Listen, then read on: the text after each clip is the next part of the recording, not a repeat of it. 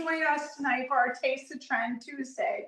We've got two fabulous recipes for you tonight, and they're very good, very tasty, and they're also recipes that anyone can do.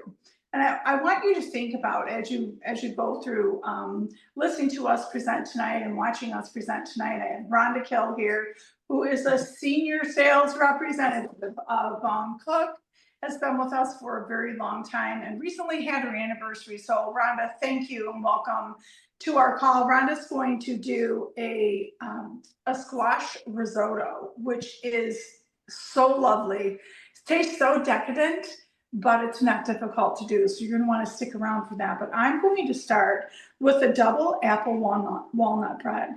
And I hate to say goodbye to fall, but you know, the leaves are changing. They're starting to fall now wherever you are. If you are in a four-season state, you'll notice that that's happening too. I always have this sadness when fall ends, and until it starts snowing, I absolutely am obsessed with snow. I've always loved snow my entire life. Really reminds me a lot of my Michigan childhood. So welcome everyone. Glad to have you here tonight, and we've got some real nice, comfy, comfort food recipes for you. So I'm going to get started right away. And what I'm going to be making for you is a double apple walnut bread.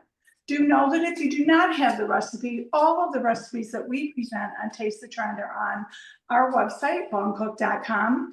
In addition to that, you might want to grab a pen and paper because we try to give you some really good tips as we go along. Just some tips on how to use the product, but also just some tips about the recipes, some substitutions that you can make. And whatever it is for you, everyone finds something. And the surveys have been so incredible that people have filled out for the Taste the Trend Tuesday classes. And at the end of the class, you will see a survey pop up. Once you go to sign off, a survey will pop up, and please do fill that out. Tonight, at the end of this class, I'm actually going to be giving away 3 of our herb blends. I'm going to tell you a little bit about that and why I'm giving them away. So just stick around and let's get started right away. So if you live in Washington State, it's the #1 state for apples. And if you live in Michigan, we're right behind you, Washington. So we have lots of apples. Everyone's activity this time of year is to go to the apple orchard. The cider donuts, which we've done in a previous class. You can find a lot of apple recipes and donut recipes too, actually on the website, bonecook.com. But I'm going to get started with an double apple walnut bread. And because I need to use this mold again, I'm going to do reverse. I'm going to unmold the one that I made earlier today, and then I'm going to get started, and we're going to use this mold all over again. So here is our apple walnut bread, and this is a bread, it's not a cake, but look how beautifully that comes out. It's so gorgeous. And I can make another one right in this. Then I'm just going to flip this over, and then I'll cut it open at the end of the class. But very nice. This is really a nice gift to bring someone. It doesn't take long to make. The longest time that it takes is the 50 to 55 minutes, and it's in the oven at 350 degrees. But very tasty. You can do variations. You can put other dried fruit. This one has apples, fresh apples and walnuts in it, as you'll see. I'm going to start out by getting my flour together. The first one I made, that one is a gluten-free. And the gluten-free flour that I use King Arthur, but I do have a new one that I'm going to try, and I'll let you know once I try it, how that actually turned out. So I'm going to put in 1.5 cups of flour, and this is not gluten-free, but this is also King Arthur's flour. I always, even if I don't need to, I always sift my flour when I am preparing it or prepping it for a class or for any recipe, actually, not just a class. Then I'm going to put in 1 teaspoon of baking soda. You want to do another whisk around. You want to make sure, and I think it's really important to whisk, not spoon or spatula. You really want to make sure that your baking soda is really incorporated with all of the flour, because if it isn't, your your ingredients won't do what they're supposed to do, whether it's rising or whatnot. We have a half teaspoon of salt, and I'm going to whisk again. Very simple. I'm going to set this aside. And I'm going to get my next bowl. This is my favorite bowl. It's not a serving bowl, but you could use it for a mixing bowl. I love the ripples in the glass in this bowl. Move the tray out of the way. You can actually see that. It's all set. Everybody can see that. We'll go through this way. And the first thing that I'm going to start with is we're going to mix together the applesauce, oil, eggs, and sugar. And I don't know if you were on one of my previous classes, but I love using these organic squeezed applesauce. The only thing in here is apples. So I really love this. This one has a little bit of cinnamon in it, which I like.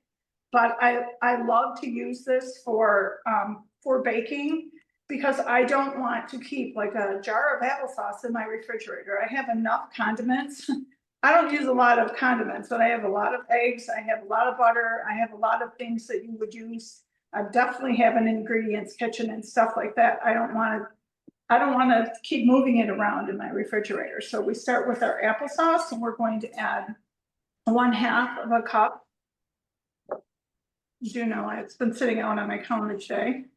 So what I'm going to do is I am going to take the brown sugar, and I'm just going to put it in my hands first because I don't want big clumps of sugar in anything. I want to make sure it's very soft, but it was sitting out, so make sure that that's correct. That's all good. Then we also have, well, 2 things. In the gluten-free one, I use butter instead of oil, and it calls for 1/2 cup of oil. In this one, I'm going to use because I needed like more fat. And for the gluten-free flour, I usually put in 2 tablespoons of butter in any recipe. But instead, I just used melted butter instead of oil. But in this one, I'm using the avocado oil. And if you shop at Costco, I'll have you know that avocado oil has been gone. It used to be in a large plastic container, which I'm not crazy about. Now it is there from the Chosen Foods company. It's organic avocado oil for $16.99. So the price is better. It's in glass, and it's all organic. So it's really a great olive oil. And Eric asked a really good question. He said, well, if you use avocado oil, can you taste it? Absolutely not. You cannot. So you don't need to worry about that. Other thing you want to make sure, the next thing that I'm going to put in, my cinnamon. And that's 1 teaspoon of cinnamon. If you're a cinnamon lover, you're obsessed with cinnamon. Best cinnamon, I believe, in the world is from Saigon. And that's what I always use, no matter what. And I can smell the cinnamon, just smells so good. It makes everything just taste so good. And then I'm going to put in the eggs. There are 2 eggs in this recipe. And my eggs are at room temperature. And I can tell you my eggs were out, but they weren't out for very long. And I have a little crack on the top of my bread. And I believe that is because my eggs were a little cool. But these are definitely at room temperature.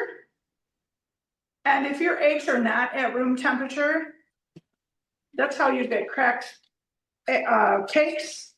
And it really does make a difference. Any ingredients that you're going to bake with should all be at room temperature. I even let the milk sit out for a little while. So I take out the measurement that I need and just let it sit out for like 20 minutes or a half hour till it gets to the room temperature, and that will just, everything blends so much better like that, and there's nothing stopping it from coming together. Then in addition to this, I have the apples, which I'm going to start adding the flour. And what we're going to do with the flour is I like to just kind of tap it in. You're not going to beat this mixture. You don't need a mixer. You can just do it with a spatula. I'm going to put about half of this in. take out my list because we're not beating this any longer. That's everything's mixed. And we're just gonna fold these ingredients, the wet and the dry together. So it really seems like you don't have enough liquid and you're probably not really sure, thinking, well, if you're not a baker, you might be looking at it thinking, wow, I'm not sure if this is correct. It is, don't worry. It all comes together beautifully. I'm just scraping along the side of my bowl as I go around. Scrape again around the side. I don't want to leave any flour out or anything good. So I'll put in the rest of my flour. And I always like to tap the side of my bowl because I just feel like instead of just dumping that big clump of flour in one spot, I like it to start out divided. And I think it's just better. You have a better distribution of everything. Remember, we're not beating this. We're just simply folding it in. And folding is just a circular motion and going in towards the middle of the ingredients. So you circular and in, and then I like kind of push it down a little bit the way I would if I was kneading a dough. And I think that everything for me comes back to kneading dough because I've made so much bread in my life. My kids were here on the weekend and I made them rolls because I knew they would be really happy about it. And they had left the kids here and we made homemade pizza together, which we always do. But when they came back, they started eating that bread right away. And Natalie said, oh, I just needed this. And then she said, you know, Mom, this is the best bread you ever made. I said, you know what, Natalie, you can tell you don't live at home anymore because every time you eat the bread, you say it's the best I've ever made. And I'm sure it isn't. So you can see my mixture looks perfect now. See that?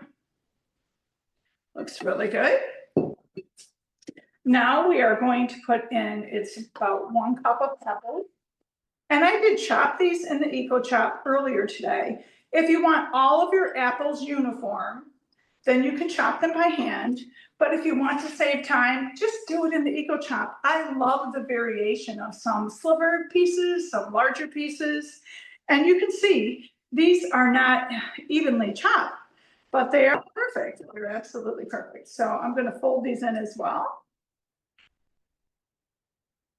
And I'm just doing that same thing around the sides and to the middle, around the side and to the middle. And you'll know when all of these apples look like they're covered into the ingredients, bring the bottom to the top and do the same thing again. Very, very simple.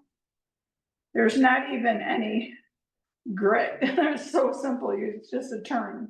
It's not like kneading hard dough or something like that. So we have this dough looking really good. The only other thing you could add in here if you wanted, other than the walnuts that we are adding, is vanilla. If you want a vanilla, you could definitely do that. It's not going to hurt the recipe at all, a teaspoon of vanilla. I am definitely using the Eco Chop for this 1/2 cup of walnuts. And I am just going to pull this about 4 times.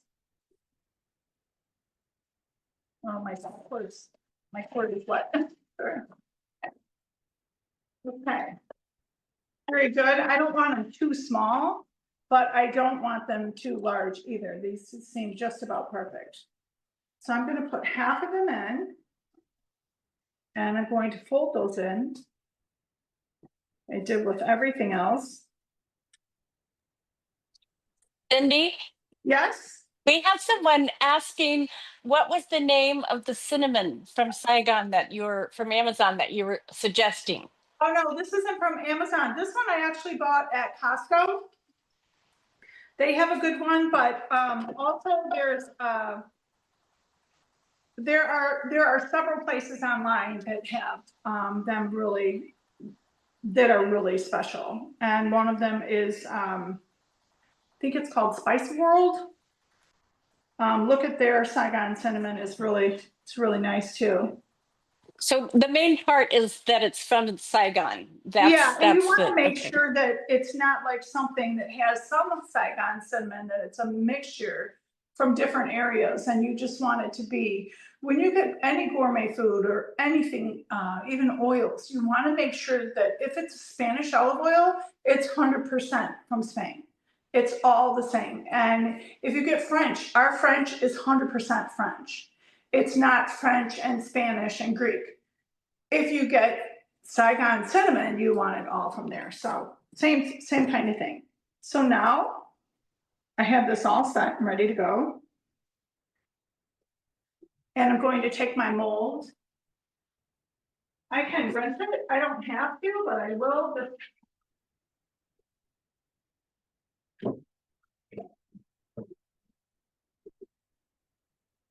Rinse and shake, and it's all set to go.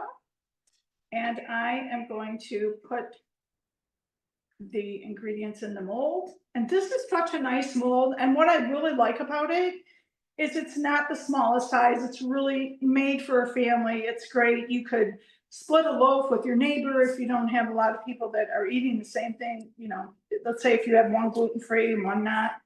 If you make a gluten-free one, you want to split it. And if you have any gluten-free neighbors and you do make gluten-free for a gluten-free friend, there's nothing better you can bring a gluten-free person than something that they normally cannot eat because of the wheat flour in it. So food really speaks to gluten-free people, including me. My sister always brings me gluten-free treats and I love it. Not that I need any, but I do appreciate it. That's okay, you can laugh. I don't mind, right? Okay, then I'm just going to smooth this out. And I'm going to top the bottom. This is a pretty heavy. There's two ways you can do this. I like to sometimes bounce my molds. If I have something that's really thin, I want to make sure that it's not just even on its own, but I'll make it even by tapping it too. And you can also tap on the counter. My husband hates it when I do it. But he's in the other room, at least he'll be. He knows what I'm doing.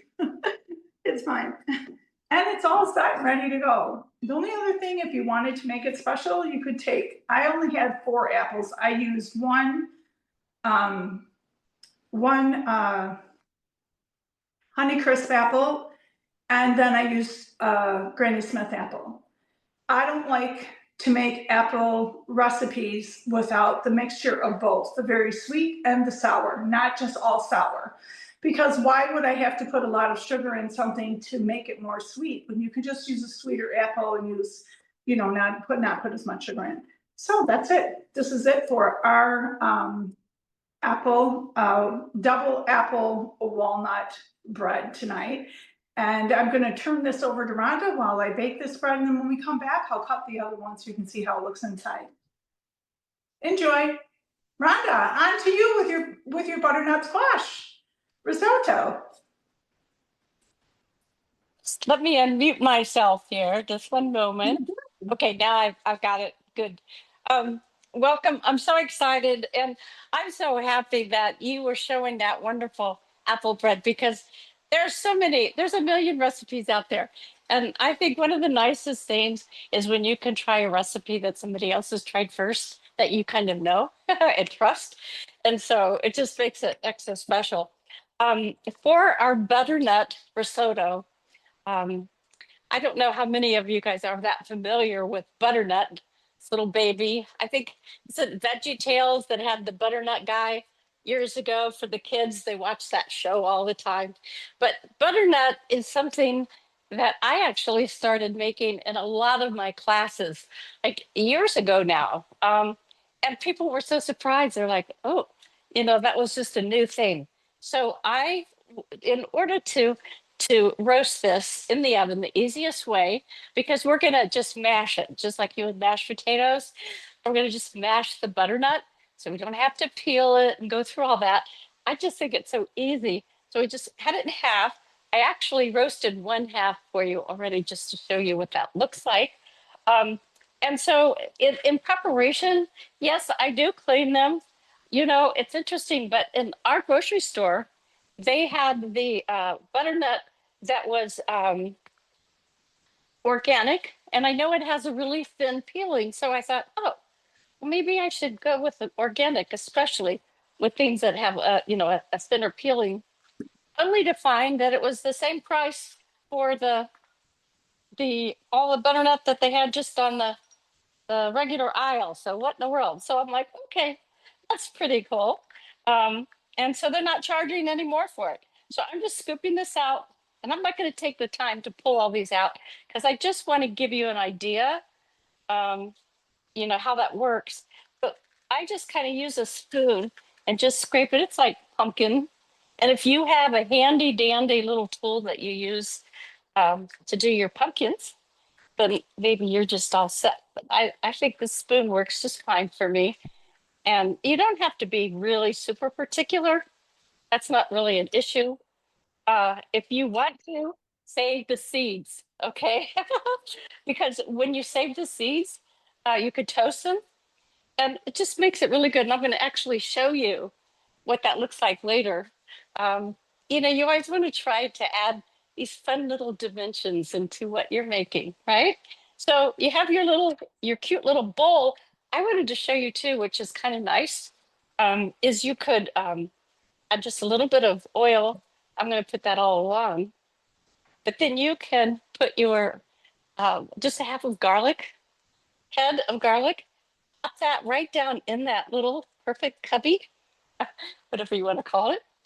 Okay, and then drizzle that with a little bit of oil. And then I really add a little salt and pepper, even though you don't need to for this recipe. That goes flat down onto your plexi mat. Now you could, if you wanted, roast it straight up like this and just use this as a little cover. A lot of times they tell you to wrap it in foil. I find the best way, and I'm going to show you what that looks like. I think the best way of all is to actually just place it, straight down. So here, let's move that. So I took this little guy out a while ago. He's all a little bit shrinkled up, but you get the idea, right? And then, okay, okay, oops, I dropped some out. But I want you to see, because this is just so amazing. So you have all that garlic, that puree. Oh, yummy, yummy, yummy. We love garlic. If you wanted to do that, you can just take these out and then squeeze out that paste and do that for anything. But as you can tell, it's really important. You want this super fork tender because we're just going to be scooping that out and putting that right in the blender. Okay, because you want to have that nice and smooth. And I'm just checking my onions over here. Okay, good. Turn that off. All right. And so I'm going to set this aside. That's what you want to bake your butternut like at 425. And mine took that size. Again, here you go. If that's helping you. This one's just a little bit bigger, just a little.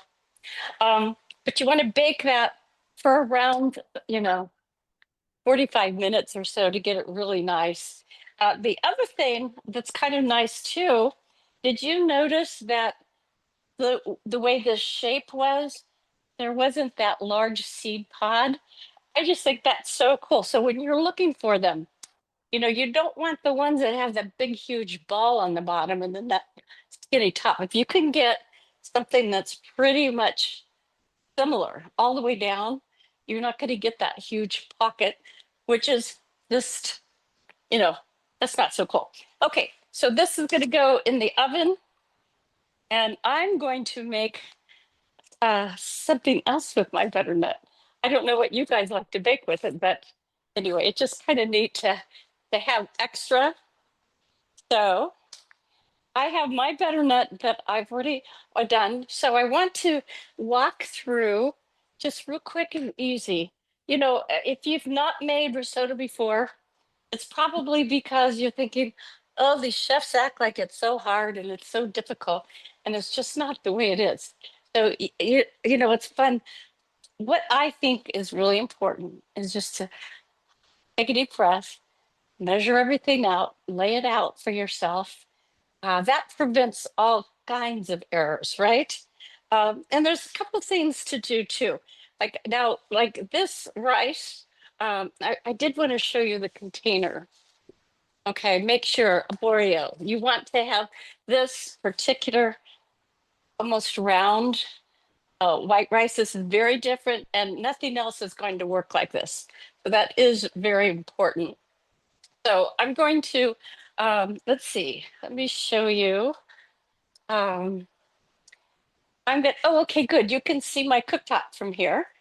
I just wanted to show in prep. So here I have just one sec here.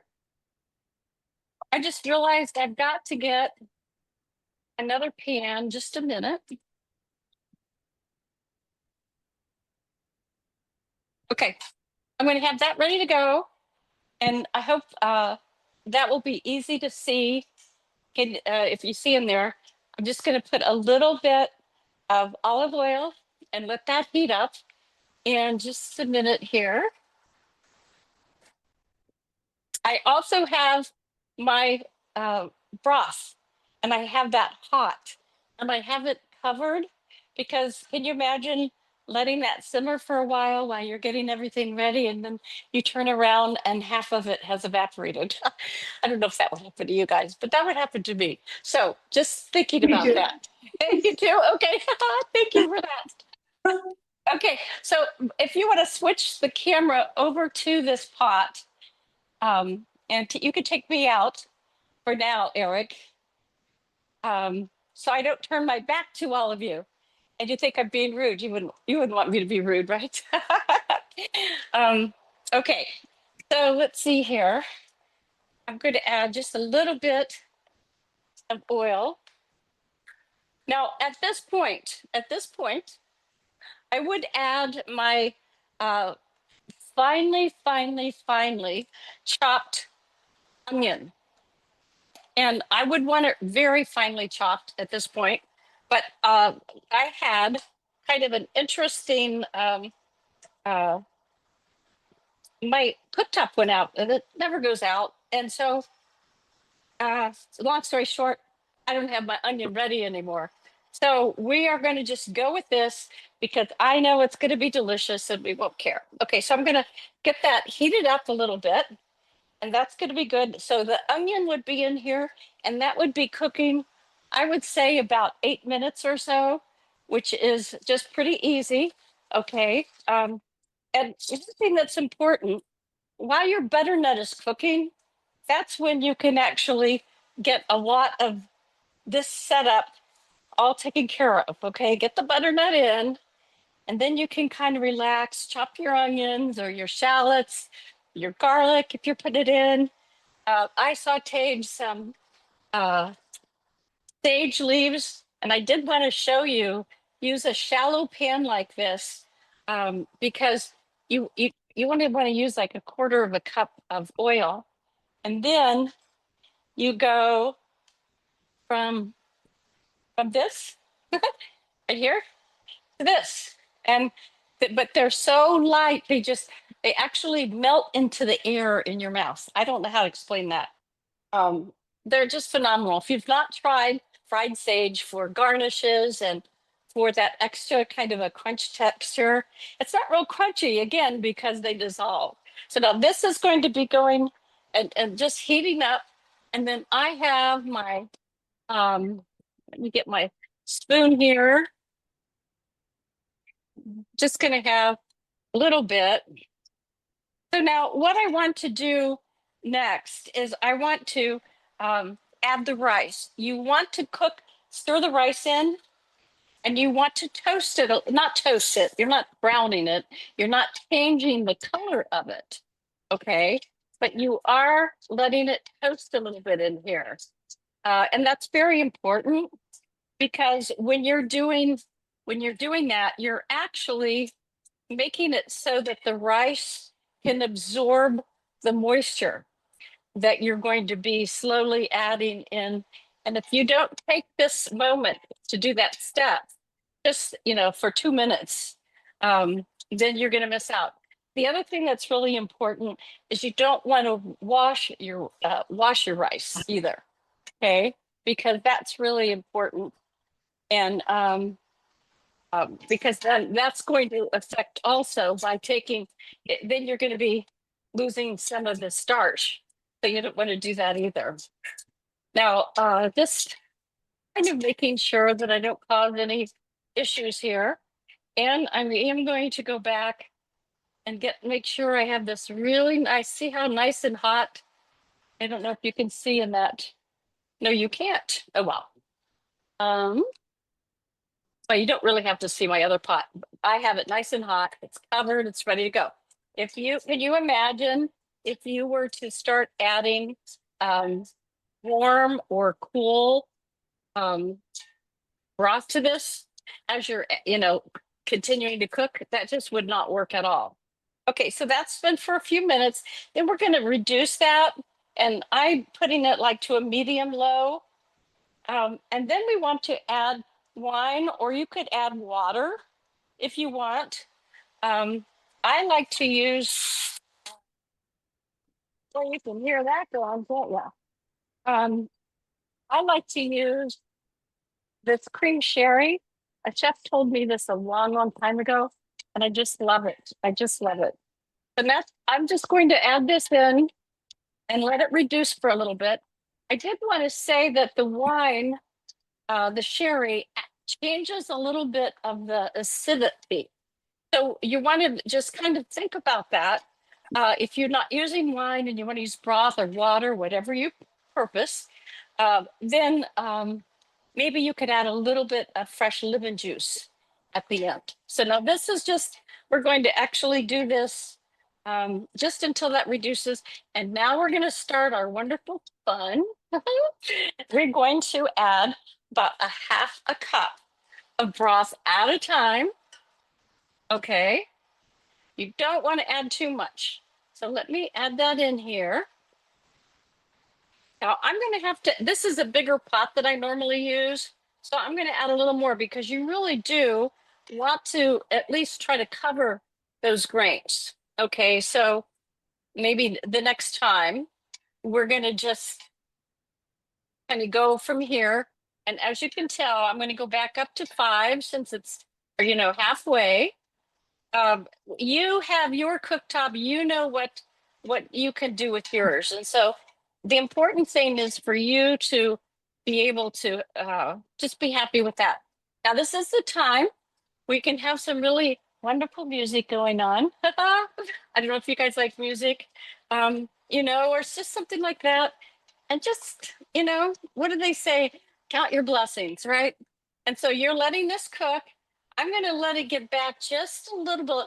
What you're really looking for is a gentle simmer, okay? So now that popped it up maybe a little too much. I'm going to go back to my 6, see if I'm happy there. Yeah, I like that. It's just a gentle simmer. Now you don't have to stir every second, but you do want to maybe at least every 30 seconds, okay? And so this is where you can just look and see, and then we're going to add our next ingredient pretty soon. But what you're doing is making sure, do you see how these are already puffing up the granules of the rice? I don't know if you can tell very well, but it's just so lovely what this turns into. And so, there's a million different, I hope after this class, there's a million different ideas you can do for risotto. The important part is that you just want to have the method, right? And not as much as the recipe, but the method. Okay, so I'm going to add a little bit more because you see, I could tell that the pan was starting to get a little dry as I was rubbing my spoon. And so that's actually a really nice key for you to watch when you're doing this. Now, see, I don't see, it's completely replaced where I ran the spoon through. So I know that I'm going to have to wait for a little bit more for that. And then, so that's going to take a few minutes. Now, while that's going, I did want to talk you through a couple of things. First of all, this recipe, I think you're going to love. This is when, Leslie always does all those wonderful plant-based recipes. So this is actually one that I'm sure she's used before and probably loves using. But this recipe is designed to be plant-based. Okay, now I use my broth that I used. I happened to just make broth the other day because I was cooking my what was it, short beef short ribs. And so I, after those were done, I roasted the bones and then I put them in my crock pot overnight out in the garage in a safe place so that I didn't have to smell it and be up all night, right? Saying, "Oh, I'm so hungry," because you can smell smell that while it's cooking and simmering. So anyway, that is kind of a fun thing to think about. Now, when you're talking about broth for risotto, honestly and truly, you want to be careful with what you do.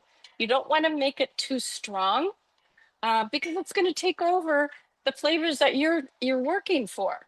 Okay, so just think about that. And just having a plain organic broth that you can get, bone broth is always healthier. Every time you can sneak in anything healthy, that's just a great thing, right? So I'm going to add. Do you see how? I'm loving that you're able to look because then that gives you a better idea of what I'm um, talking about.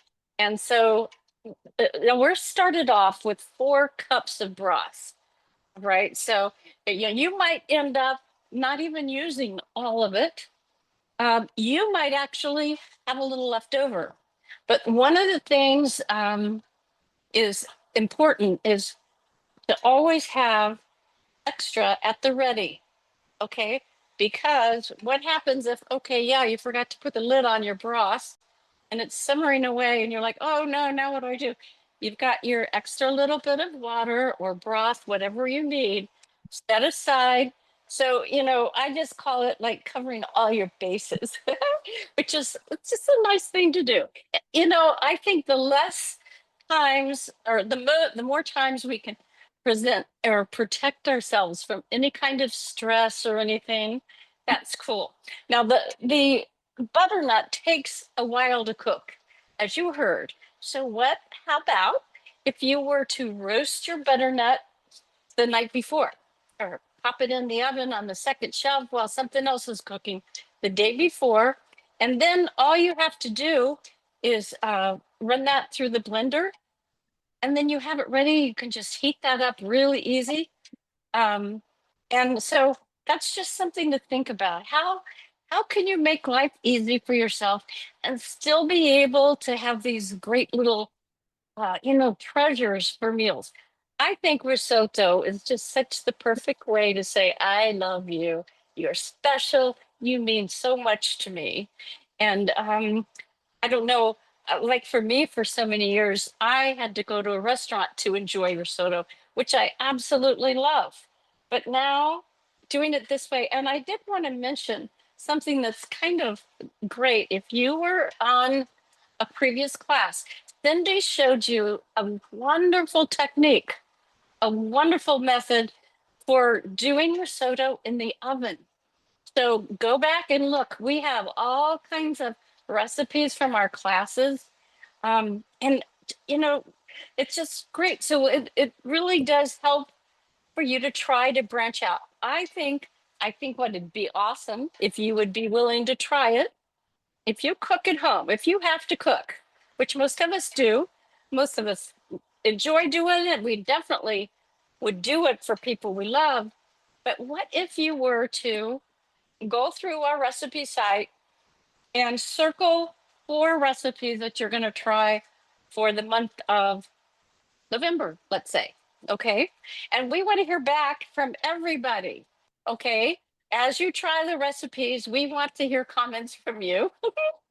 And, it's just kind of a fun thing. Now, as you can tell, again, the rice is just absorbing more and more. It's getting close. I'm going to wait just for a minute because of the pockets of the broth. But you could actually have a good book. This is for when maybe you had this amazing um I don't know, what do you call those podcasts? Yes, podcasts. And you're like, who has time to sit and listen to that? Well, this is a good time to have that on. right by the stovetop. And there you go. So I'm going to keep that going. And I did want to talk to you about how to do your butternut squash seeds. Okay.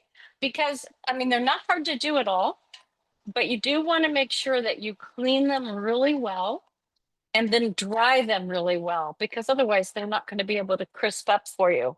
Okay. Now you can season them, put a little bit of oil on them and then a little bit of different seasons. Even some of our herb blends are great.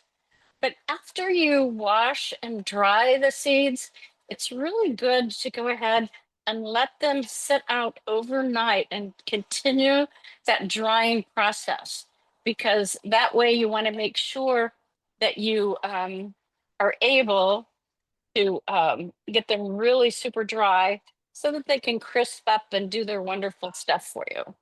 So now we are moving right along here. I hope this is actually, I wanted to stop for a minute. And if you would unmute yourselves, do you have any questions for me so far while we're going?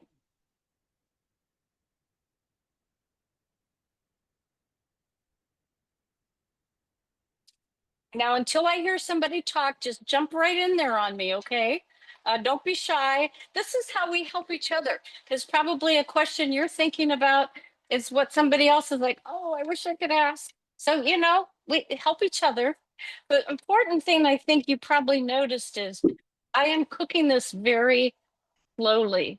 If you try to rush this and have that heat up, you're going to ruin it. It's going to end up running out of moisture. The grains are not going to be all puffed up and absorbing and soft and creamy, which is what we're going for at the end. Was somebody going to say something? Rhonda, I was going to say something. I'm curious, and this is Cindy. I'm curious to know Yes. how many people that are with us tonight have actually made risotto at home? I'm sorry, I couldn't hear you. Oh, I'm just wondering how many people have actually made risotto at home. If you have, just Yes. thumbs up. Because it is something that people generally don't make because they think they can't. But when you see that it takes about a half hour, 45 minutes to make, and it's such a fabulous treat to have at home.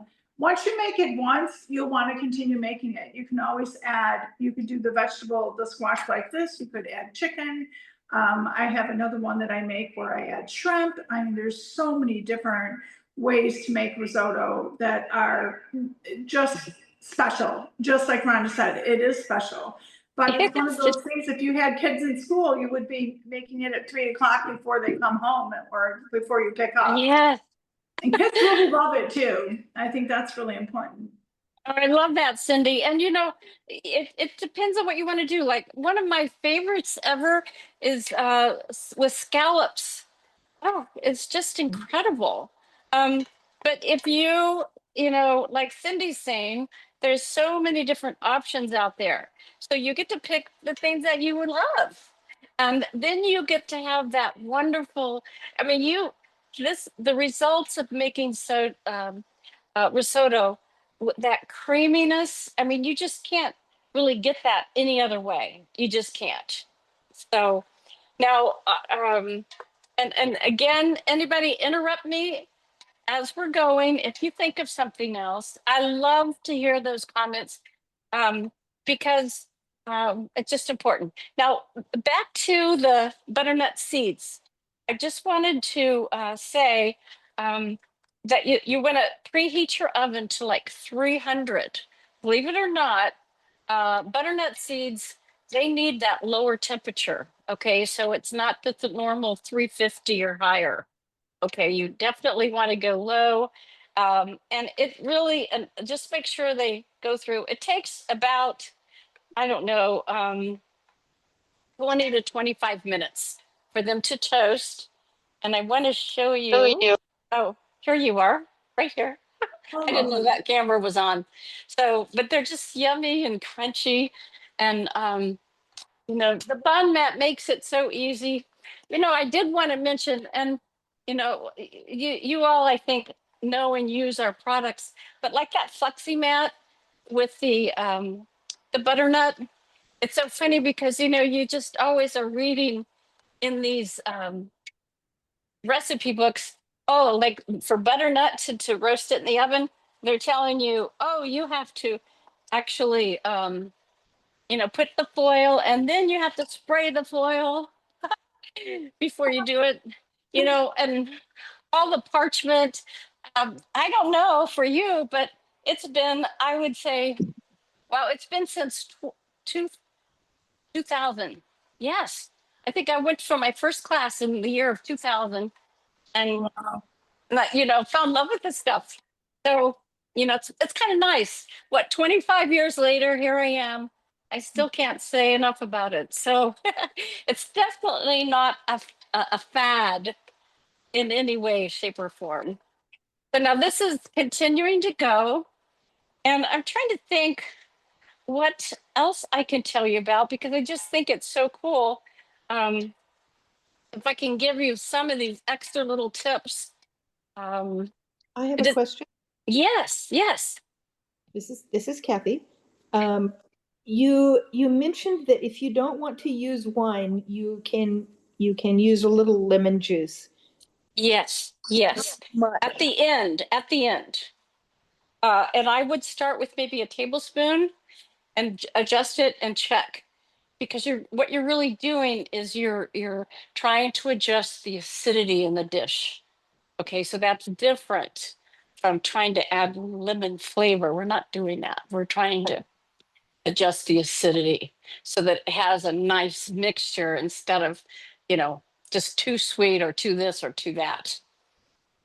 You know, it's funny that that's a great question because how many times does a recipe, um, you know, you're finished, you've added everything they've said to finish, right?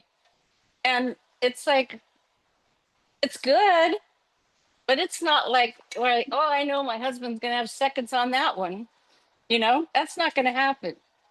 So now we have one more addition to add. Look how wonderful this looks. So just think about that, okay? Or no, I'm going to do it in two. I'm going to do it in two tries. You don't want to rush it. It's just so worth it not to rush it.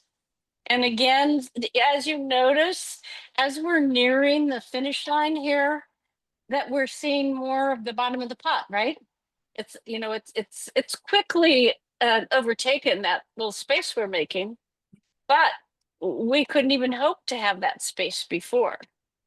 Now, after this is completed, then we're going to add some Parmesan. So that's going to be really nice. And that's going to add, you know, Parmesan is very equal to salt. So you do want to be careful about that because you don't want to taste this and add a lot of salt, right? And then you're going to end up putting in your Parmesan and, oh, no, that's like a major boo-boo. Okay. So you don't want to do that. And let's see here. Okay. I hope you guys are liking being able to see the pot. That for me, I learned by watching, and to That's me so that, great. oh, good. And how many of you guys would put it in writing on comments that you're going to try this week?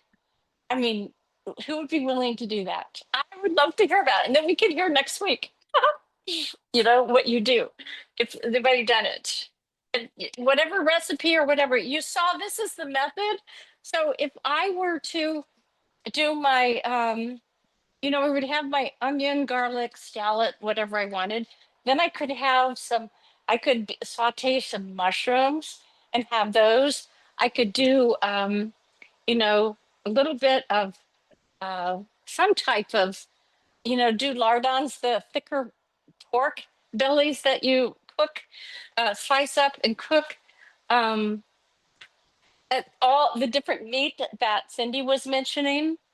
Um, just think about how the different things. Now, I only have one little bit more to do, and it's just Looking so beautiful. Now, if you were not using that roasted beef bone broth that I had, of course, this is going to be a much lighter color. So I do want you to, think about that, because it's just that I happen to have it, and I love making my own broth.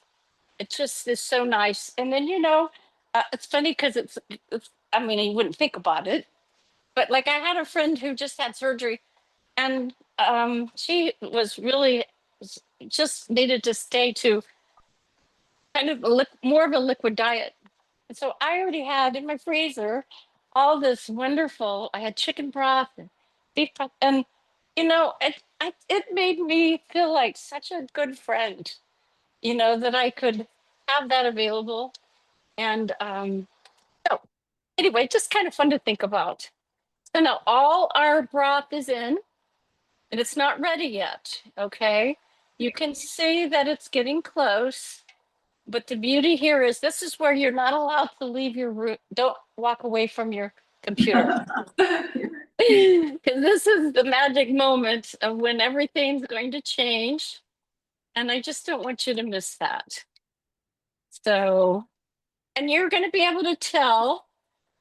So now see, that's slowly coming back. That's really nice. But I actually want that line there to look just a touch drier. Okay, I'm waiting. We're just almost there. As you probably could tell, you can't walk away from your pot when you're making this. So, like I say, you got to figure out what podcast you're doing, have your music going, invite your favorite friend over for a cup of tea, and then she can share your risotto with her too. But whatever you're doing, but this is getting really, really close. Now, what's nice right now is we can just, I have a mouse in my pocket. Is that what they say? But I just want to check. I want to see how tender the rice tastes. It still needs a few more minutes. And so that's perfect because I can tell that it's not quite there. And I can tell that in the taste as well as in looking at the bottom of the pot. It's close. It is very close.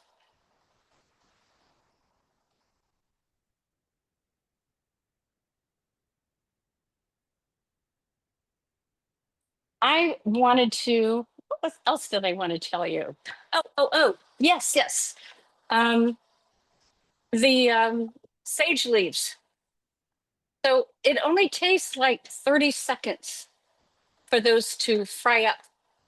And then they burn, and then that's it. Okay. And then you're like, oh, I guess I need more because you already burnt what you had. So just be real careful with it. And interestingly enough, I thought, I don't know where I set them. Well, anyway, I can use a different kind. But I was thinking this would be a really good tool to be able to pick those out. They're so fragile. They're really fragile that you want to, okay, look at that. Okay. So that's what I want. I'm going to turn this off, and then I'm going to check again and check on my flavoring here. My flavoring, I'm checking my flavoring, and I'm checking again. I want that rice so creamy. I can't wait till you guys try this. I really can't. Okay, so here's our Parmesan. We're just going to stir that in. Now, Reggiano, Parmigiano, that's just so, that's the extra that you can do. And I'm going to grab a hot pad so I can show this over here. Okay. So Eric, you can turn that other off if you want to. Okay. And I will, the other camera. Yes, thank you. I think you can still see. So here I have, it's just all dry. It's all wonderful. and then it has that cheese in there. Okay, so now that I put that there, I am going to move it because, of course, we want to be able to plate. I call them our. I don't know if I call it treasures. I don't know what they are. You know what? These food is such a love language. So whatever you think. But so when you're putting this in your bowl, you're going to want to actually let it cool just for a few minutes. You don't want anyone eating it just the second you put it forward. So you're going to put it in the middle like this. Okay. And then you're going to kind of push it out from the center because you're going to let it slowly cool a little bit for your guests. And then this is where you get to have, if you guys haven't tried to fry your sage, I mean, I know it's dark, and if you had the lighter version without the broth, you'd see it better, but I wanted you guys to know that 30 seconds and boom, you have this wonderful, wonderful garnish. And then if you're going to add, and see, now you could do something like that. I don't know. Then you have your crunchy little seeds that go, and it's just so pretty. And so I just hope that I really do hope all of you will try this butternut squash risotto. Wow, that's gorgeous, Rhonda. It was so nice just watching you go through that whole process from where it starts to where it finishes. And it is so funny that when you think it's not going to be done for a long time, when you tasted it, then we're thinking, okay, maybe it's going to be 10 more minutes. Risotto goes from not being done, not really having the right consistency, to having it and having the rice being done in a heartbeat. So it's really funny to see that. But I love making risotto also. And thank you so much for being so patient and going through that entire recipe with all of us. Bon appetit, right? Thank you. Yes, yes. Okay, I've plated the dessert, but I want to tell you a couple things that I would do with this. I have this beautiful run amok maple syrup, and it's pumpkin spice infused. So this doesn't have like I don't like that clear glaze frosting. I think there's so many better things you can do. So what I'm going to do is I'm just going to brush just the very top of this bread to just give it that punch of sweetness. And then I am going to sprinkle it. You know, fall, we have a lot of cinnamon and a lot of sugar together. And just to really call out fall's name and to really say our goodbye to fall is pretty soon, I'm going to take some cinnamon and sugar that I've mixed together and sprinkle that on the top. And you can also sprinkle a little bit all around along the side. You can even put a little bit darker, just so it kind of just gives that a frame to what you're serving and looks really good. So here we go. We have our double apple walnut bread. You can see here, it's such a gorgeous piece. It's very moist and looks very, very good. This one is the gluten-free one. And the other one isn't quite done in the oven. Timer hasn't gone off, but who doesn't want to make something like this? I mean, risotto and this for dessert, oh my goodness. What a fabulous combination, and really ringing in fall. The other thing I wanted to share is today on our Brown Cook site, I posted an infusion that I did with rosemary, basil, and thyme herb blend and raw honey that I got from a farmer down the street. So you can see on there how I did it, but think about this. You could take zesty Mediterranean and you could put a tablespoon of half of that in some honey, and then you just stir that up, and in 2 weeks, this is going to be totally infused. And every 3 days, I just go back in and I stir it up again, because, you know, if you shake honey, the ingredients, it starts out all over the jar, but it floats to the top. So you want to go in and stir this every couple times. I got the jars at Home Goods. I think that these hold 4 to 6 ounces. I'm not sure which. I'm sorry about that. But so perfect to give someone as a gift. And there's so many different opportunities of different things that you can do. This is what I consider my medicinal, and that's the rosemary, basil, thyme, herb blend. And it's absolutely great using that with tea and then squeezing some lemon in the tea. It's just a perfect combination. So just to give you a little idea, I didn't have to do anything to the honey. It's raw honey. I put the herb blend in the jar first. I filled it up with the honey and I closed it, and I'm keeping it in a cool, dark place, like my pantry or in my garage. It's a bit cooler, a lot cooler. Actually, there's no heat in there. So just some more ideas, and think about gift giving during the fall season. And we definitely have a lot of gift giving classes and also some really great Thanksgiving recipes coming up. So I just want to thank all of you for getting on the call. And Rhonda, thank you so much for that fabulous and beautiful risotto Cindy. recipe. I have a butternut squash sitting right here as part of my Cindy, decoration in my kitchen. I'm going to make it tomorrow for sure. I forgot to stir in the pumpkin or the butternut. Oh I was yeah. thinking this looks so weird. Yes, that's supposed to be added in at the last minute with the cheese.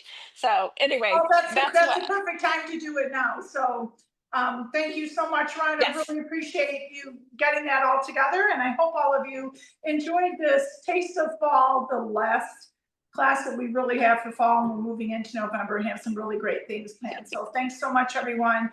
Have a great week, and we'll see you next week on Taste the Trend. We're going to do a drawing for 3 herb blends. My choice is the meat herb blend, the rosemary, basil, thyme herb blend, and the zesty Mediterranean herb blend. So definitely fill out your surveys. I'm going to do a drawing for everyone that's filled out surveys. And you might be the lucky winner. So if you are, we will let you know tomorrow, because Eric will take everybody's names that have done the surveys and filled them out, and we'll do the drawing for that. Thanks, everyone. Have a great night. See you soon next Tuesday.